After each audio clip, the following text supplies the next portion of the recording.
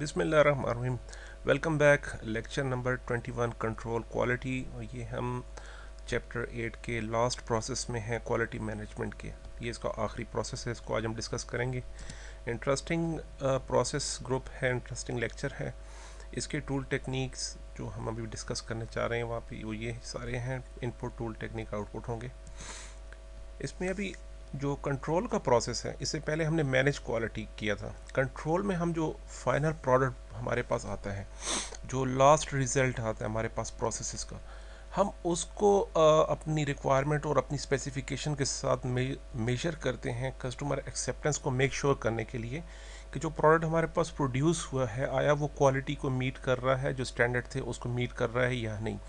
तो हम यहाँ अभी प्रोडक्ट की स्पेसिफिकली बात करेंगे कि उस प्रोडक्ट में क्वालिटी के जो हमने स्टैंडर्ड्स और जो मेजरमेंट्स रखे थे वो आया फुलफ़िल हो रहे हैं कि नहीं। तो यहीं पर हमारे पास कस्टमर एक्सेप्टेंस का भी कॉन्सेप्ट आ जाते हैं कि अगर वो प्रोडक्ट कंप्लीट कर रहा है, अपनी क्वालिटी को फुलफ़िल कर रहा है, सारी रिक्वायरमेंट को, तो डेफिनेटली कस्टमर सेटिस्फेक्शन हमें मिल जाएगी, एक्सेप्टेंस मिलेगी।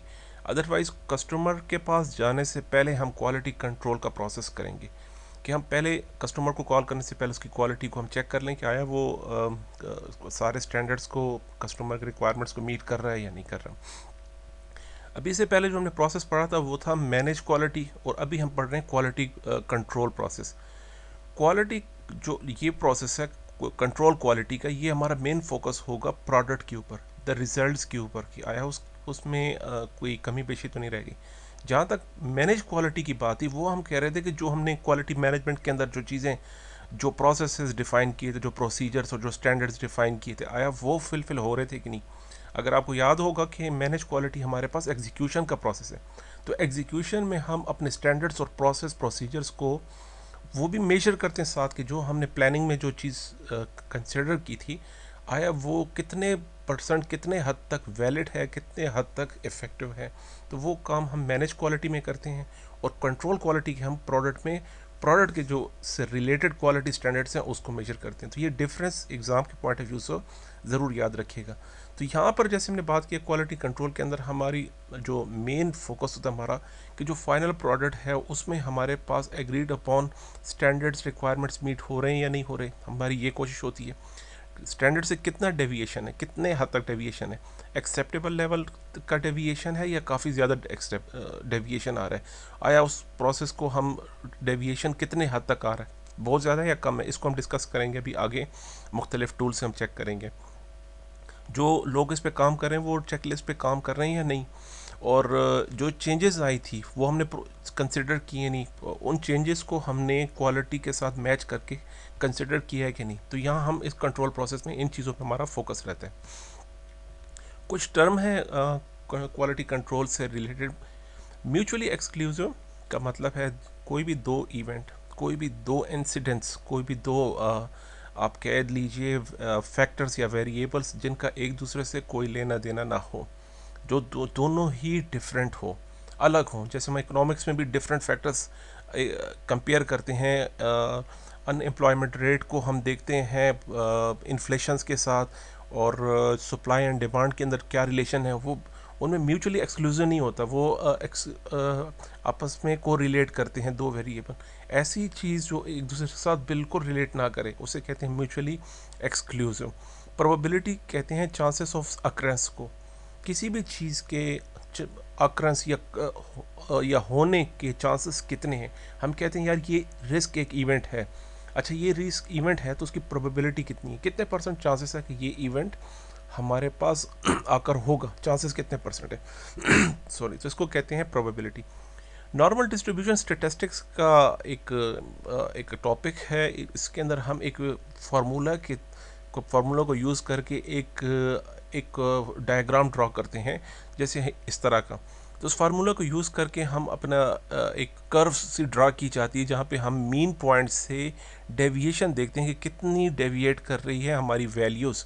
इसमें प्लस और माइनस होती हैं, ये जो राइट साइड प्लस को प्रेजेंट कर रही है, लेफ़्ट साइड माइनस को प्रेजेंट कर रही है। हम कहते हैं कि ये हमारा एक्यूरेट पॉइंट है, ये हमारे पास एग्जैक्ट पॉइंट है कि 100% एक्यूरेट प्रोडक्ट है, लेकिन उसमें डेविएशन कितने हद तक एक्सेप्टेबल है।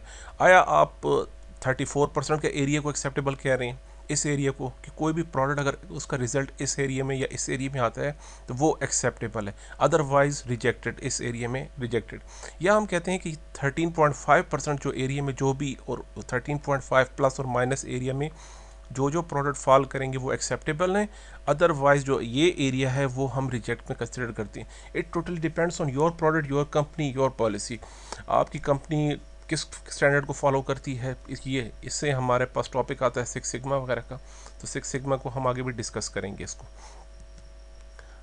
स्टैटिस्टिकल इंडिपेंडेंट भी म्यूचुअली एक्सक्लूसिव की तरह होता है कि किसी भी एक प्रोबेबिलिटी के, एक के चांसेस, किसी भी प्रोबेबिलिटी ऑफ वन इवेंट के चांसेस दूसरे पे इफेक्ट ना करे, कब कतई ना करे। फॉर एग्जांपल हम कहते हैं कि यार बारिश होने के जो चांसेस हैं उसके चांसेस हैं पेट्रोल के प्राइसेस के इंक्रीज और डिक्रीज होने के साथ, तो इसकी तो कोई तुक नहीं बन रही भाई, ये तो बारिश का होना कोई एक अलग फैक्टर है और पेट्रोल की प्राइसेस का इंक्रीज डिक्रीज होना वो एक अलग चीज़ है। इसे कहते हैं स्टैटिस्टिकल इंडिपेंडेंट। तो दो प्रोडक्ट की हम म्यूचुअली एक्सक्लूसिव और स्टैटिस्टिकल इंडिपेंडेंट चेक करते हैं क्या उनका आपस में कोई रिलेशन तो नहीं है। जैसे अगर हम कहेंगे कि स्पीड और टाइम का डेफिनेटली डिपेंडेंट है, आप जितने ज़्यादा स्पीड में जाएंगे डेफिनेटली टाइम कम हो जाएगा, हम जितने स्लो जाएंगे टाइम डेफिनेटली ज़्यादा लगेगा, तो इनका आपस में रिलेशन डेफिनेटली है इनका। लेकिन अगर आप कहें कि इन्फ्लेशन का और मेरी स्पीड का भी ताल्लुक है कि एक तरफ से इन्फ्लेशन हो रही है तो मेरी स्पीड भी कम हो रही है, ज़्यादा हो रही है, इसका कोई ताल्लुक नहीं बनता। तो इसे कहते हैं म्यूचुअल एक्सक्लूसिव या स्टैटिस्टिकल इंडिपेंडेंट कह देते हैं। स्टैंडर्ड डेविएशन हमने पहले भी डिस्कस किया था, बजट मैनेजमेंट में हमने देखा था, कॉस्ट मैनेजमेंट में उसे कहते हैं आपकी जो वैल्यू थी ऑप्टिमिस्टिक वैल्यू थी और पेसिमिस्टिक वैल्यू थी, उसको डिवाइड करें 6 पर, तो ये हमारे पास आ जाता है स्टैंडर्ड डेविएशन, जिसको हम 6 सिग्मा कहते हैं। 6 सिग्मा कुछ हो रहा है बार बार सिग्मा, 6 सिग्मा जो है वो अलग वैल्यू है, सिग्मा के जो स्टैंडर्ड्स हैं वो उसकी तरफ हम आते हैं अभी। कंट्रोल के जो टूल्स हैं उसको आपने डेफिनेटली काफ़ी इसके अंदर ज़्यादातर टूल्स का पूछा जाता है। एक होता है चेक लिस्ट है, या आप इसे चेक शीट कह दीजिए, कि अपने जो भी आपका प्रोसेस जो प्रोडक्ट आ गया है उसमें हम डिफरेंट डिफेक्ट्स को हम डेट के साथ मेजर करके पॉइंट आउट करते हैं किस डेट पे कौन कौन से डिफेक्ट्स हमारे पास आए हैं, इसे कहते हैं चेक लिस्ट। उसके अलावा स्टेटिस्टिकल सैम्पलिंग होती है। इसकी अच्छी एग्जांपल ये है कि जब भी आपके पास कोई पेशेंट आता है तो हम क्या करते हैं, उसका ब्लड का सैंपल लेते हैं, तो वो सैंपल लेना ये स्टैटिस्टिकल सैंपल है, उस सैंपल के ऊपर टेस्ट किए जाते हैं, वहाँ से हमें रिजल्ट्स एनालिसिस करके रिजल्ट जाते हैं, हम फिर ये कंक्लूड करते हैं कि इस पेशेंट को ये वाली बीमारी है या ये मसले हैं। स्टैटिस्टिकल सैम्पलिंग कहते हैं कुछ छोटा सा पार्ट लीजिए, पूरे पॉपुलेशन का छोटा सा पार्ट लीजिए, उस पर टेस्ट कीजिए, तो उससे जो रिजल्ट आएगा उससे हम इन्फ्रेंसेस ड्रा करेंगे कि यार पूरी पॉपुलेशन में ये मसले। इसके अंदर स्टैटिस्टिकल सैम्पलिंग। क्वेश्चनियर सर्वेज आपको पता होंगे डेफिनेटली कि क्वेश्चनियर्स हम मुख्तलिफ क्वेश्चनियर तैयार करते हैं और सर्वे करते हैं, और अपने जो हमारे एम्प्लॉयज़ हैं या अपने कस्टमर्स हैं या हमारे जो फाइनल कंज्यूमर्स हैं, एंड यूज़र्स हैं, उनसे हम उनसे राय लेते हैं कि आपकी इस प्रोडक्ट या इस सर्विस के बारे में क्या राय है। परफॉर्मेंस रिव्यू किया जाता है। कॉस्ट रूट कॉस्ट एनालिसिस हमने पहले भी डिस्कस किया है टूल में, और यहाँ पर हम इंस्पेक्शन करेंगे। यहाँ पे फाइनल प्रोडक्ट हमारे पास है, उस प्रोडक्ट की हमने इंस्पेक्शन करनी है। इससे पहले हमने प्रिवेंशन पे जोर दिया था कि यार प्रोसेस में प्रिवेंशन को हम देखेंगे। अभी प्रोडक्ट आ गया तो अब उस पर इंस्पेक्ट किया जाएगा कि तो उस प्रोडक्ट की क्या कंडीशन है। एक बहुत ही इंटरेस्टिंग टूल है कंट्रोल क्वालिटी के अंदर, कंट्रोल चार्ट्स जिसे कहते हैं। लेट्स से ये हमारे पास एक कोई XYZ कंपनी है जो लाइफ सेविंग ड्रग्स बनाती हैं या और कुछ इंतहाई सेंसिटिव कोई ड्रग्स हैं, इसकी कोई सर्टन लेवल है, अगर वो सर्टन लेवल ज़्यादा हो जाए या कम हो जाए तो हमारे पेशेंट पर और हमारी कंपनी की रेपुटेशन पर और अदर पेनल्टीज हम पर लागू हो सकती हैं अगर हमने इसकी क्वांटिटी को थोड़ा ज़्यादा कर दिया या कम कर दिया। अभी कैसे हम इसको कंट्रोल कैसे करेंगे? लेट्स से फॉर एग्जांपल ये जो 2 लाइंस है ये अब आउटसाइडर लिमिट लगी है आपको समझाने के लिए, ये सबसे बेस्ट एग्जांपल है। ये लिमिट है, अगर इस लिमिट से या इस लिमिट से ज़्यादा हो गया या कम हो गया तो गवर्नमेंट की तरफ से आप पर पेनल्टी लगने वाली है अगर आप किसी भी प्रोडक्ट में ये लिमिट वेरी की। तो हम क्या करते हैं, हम अपनी एक लिमिट ड्रा करते हैं। हम कहते हैं ये जो येलो लाइन के बीच बीच में ये मेरा चेक पॉइंट होगा, ये मेरा कंट्रोल पॉइंट है। हमने ये मेक श्योर करना है कि हमारे results in with in this blue lines के अंदर ही आना चाहिए। मैं ये कहूँगा अपने एंड पे कि अगर ये ब्लू लाइन क्रॉस की मेरे प्रोडक्ट ने, तो मैं अपनी तरफ से उसके ऊपर एक्शन लूँगा, या उसको रिजेक्ट करूँगा, या जो भी हमारा जो पॉलिसी होगी, जो भी हमारा प्रोसीजर होगा, उसको हम फॉलो करेंगे। और अगर रेड लाइन से ऊपर चली गई बात, तो वो तो पेनल्टी के ज़िम्मे में आ जाएगी। तो इसको कहते हैं, पहली चीज़ जो रेड लाइन इसे कहते हैं स्पेसिफिकेशन लिमिट्स। ये है स्पेसिफिकेशन लिमिट्स, और इसे हम कहते हैं इंटरनल लिमिट्स या लोअर लिमिट्स, अपर लिमिट। ये हमारी अपनी ड्रॉ की हुई हैं। अभी इस बात की होपफुली आपको अच्छे से समझ आ गई होगी। इसी से रेलेवेंट क्वेश्चंस आते हैं एग्ज़ाम में कि आपने कंट्रोल चार्ट के मुख्तलिफ फैक्टर्स को डिफ़ाइन करना है, कि मोस्टली डायग्राम भी दिया जाता है, और मोस्टली आपसे सिर्फ उसका पूछा भी जा सकता है कि सर ये क्या चीज़ होती है। तो इसके हमारे पास ये रिज़ल्ट्स आ रहे हैं अपने आउटपुट के, ये हमारे पास आउटपुट के कुछ रिज़ल्ट्स आ रहे हैं। ये हमारे पास यहाँ पे देखते हैं, हमारे पास ये जो लाइन ड्रॉ हो रही है, ये हमने नॉर्मल डिस्ट्रीब्यूशन डिफ़ाइन की है, अपना सिग्मा वैल्यू डिफ़ाइन किया है कि यार हमने हमारे पास जो वेरिएबल की जो वैल्यू होगी वो कितनी होगी। यहाँ पे हम lower limit upper limit define कर लेते हैं, या वो 6 सिग्मा होगी या 3 सिग्मा होगी, उस वैल्यू को डिफ़ाइन की। और इससे ऊपर जो ये वाली लाइन है वो स्पेसिफिकेशन लिमिट है। नॉर्मल डिस्ट्रीब्यूशन आपने अपनी प्रोडक्ट के लिए कैसे डिफ़ाइन की है, वो कंपनी पे उनकी पॉलिसी पे डिफाइन करता है कि वो कितना स्क्यूड है या कितना वाइडर है, ये डिपेंड करता है कंपनी पॉलिसी पे। कोई वैल्यू आपकी स्पेसिफिकेशन लिमिट को अगर इवन टच भी कर रही है इवन, तो वो दो बातें हो सकती हैं। हम कहते हैं उसको हम आउट ऑफ कंट्रोल पे ले जाएंगे, हम कहते हैं उस प्रोडक्ट को हम रिजेक्ट कर देंगे, या हम कहेंगे हम उसकी इन्वेस्टिगेशन करेंगे, उस प्रोडक्ट के पीछे रूट कॉज एनालिसिस करेंगे, उसे फाइंड आउट करने के लिए। हम इसे रिजेक्ट नहीं करते, एक्सेप्ट करेंगे, लेकिन दोबारा ऐसा ना हो उसके लिए कोई एक्शन प्लान डिफाइन करेंगे कि यार दोबारा इस लिमिट को टच भी ना करे।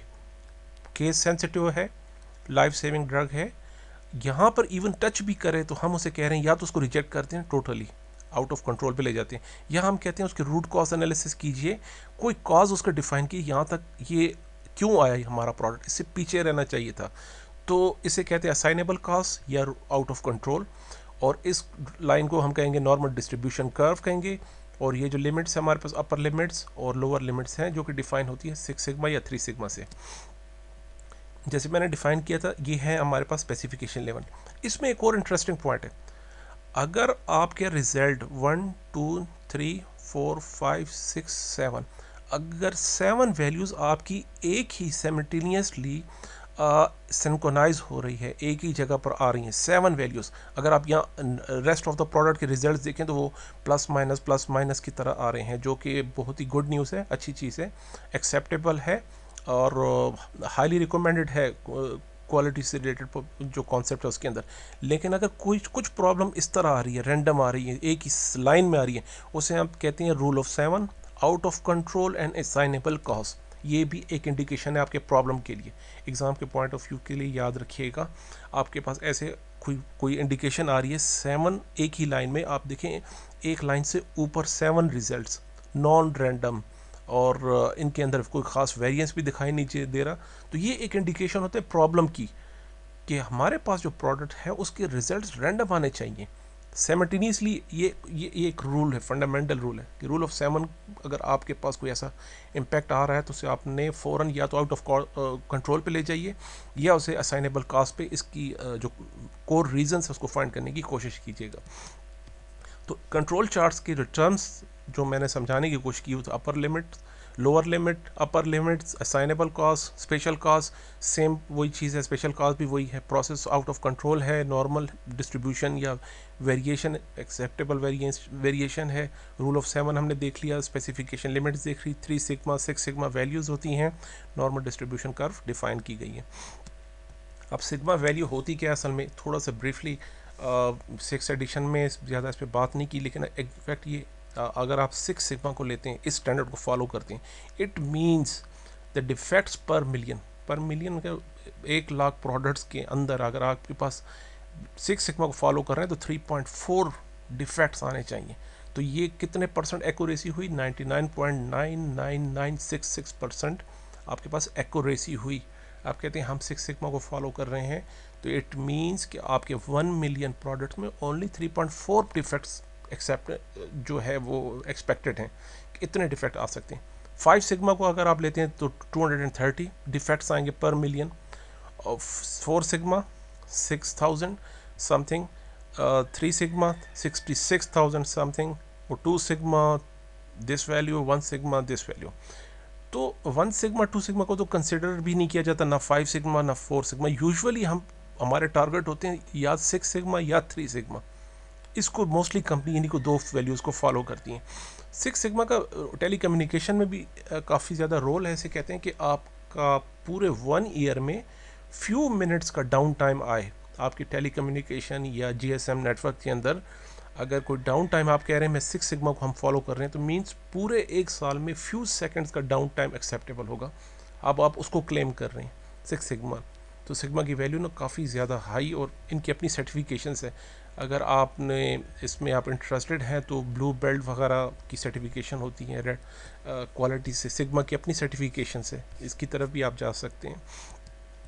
हिस्टोग्राम क्या होता है? हिस्टोग्राम की शेप कुछ इस तरह होते हैं। हम वैल्यूज़ को ड्रॉ करते हैं दो वेरिएबल्स के साथ। हमारे पास एक्स एक्सिस पे कोई वैल्यू है और वाई एक्सिस पे कोई वैल्यूज़ पे हम ड्रॉ करते हैं। पेरियोडिक चार्ट क्या कहता है? हमें कहता है कि अपने जितनी भी प्रॉब्लम्स हैं उसको एक हिस्टोग्राम में लेकर आइए, और जो टॉप की प्रॉब्लम्स आ रही हैं हमारे पास, जो टॉप लेवल प्रॉब्लम्स है, ये कोई भी टॉप लेवल की, आप सिर्फ उसको सॉल्व कर लीजिए। Rest of the problems automatically will be solved. इसे कहते हैं 80/20 रूल्स भी कहते हैं इसे, और पेरियोडिक चार्ट भी इसे कहते हैं कि जो टॉप लेवल की जो कंप्लेंट्स आपकी आ रही हैं, आप उसी के प्रॉब्लम को सॉल्व कर दें, rest of the problem automatically solve हो जाएंगी। पेरियोडिक चार्ट है 80/20 रूल भी इसे कहा जाता है। हमारे पास इसका आउटपुट क्या होता है? कंट्रोल क्वालिटी का आउटपुट होगा, हमारे पास आएंगी मेजरमेंट्स आएंगी, हमारे पास वैलिडेटेड चेंजेस आएंगी, जो भी चेंज हमने उसे वैलिडेट किया, क्योंकि ये हमारे पास मॉनिटरिंग एंड कंट्रोलिंग का प्रोसेस है। Control quality monitoring and controlling में आता है। वर्क परफॉर्मेंस इंफॉर्मेशन हमारे पास आ जाती है यहाँ पर। अपडेट्स होगा प्रोजेक्ट मैनेजमेंट प्लान, उसके अंदर चेंज रिक्वेस्ट डेफिनेटली आएंगी, जिसमें करेक्टिव, प्रिवेंटिव और डिफेक्ट रिपेयर की चेंजेस मोस्टली होती हैं। और वेरीफाइड प्रोडक्ट्स वेरिएबल्स हमारे पास आउटपुट, क्योंकि जब हम कह रहे हैं कि प्रोडक्ट को हम कस्टमर की रिक्वायरमेंट से मेजर करके यहाँ हम चेक करते हैं कि इस प्रोडक्ट ने कस्टमर रिक्वायरमेंट फुलफिल कर दी, तो डेफिनेटली वेरीफाइड हो जाते हैं हमारे डिलीवरेबल्स। इसके क्वेश्चन आंसर्स पे थोड़ा गो थ्रू कीजिए। यहाँ पे हमने कंट्रोल क्वालिटी का जो प्रोसेस था उसे कंप्लीट किया है। इम्पोर्टेंट चैप्टर था। इसके क्वेश्चन में थोड़ी सी एक्सरसाइज कीजिए, क्वेश्चन को रीड करें और आंसर देने की कोशिश कीजिए, और उसके बाद जो आंसर होगा उसके साथ अपने आंसर को मैच कीजिए। इसमें डेफिनेटली आप बगैर स्टडी के अगर आप कर रहे हैं तो इसको ज़्यादा सीरियस मत लीजिएगा। इसके लिए स्टडी करना बहुत ज़रूरी है। बुक्स को स्टडी कीजिए, उसके बाद क्वेश्चन आंसर को अटेम्प्ट कीजिएगा।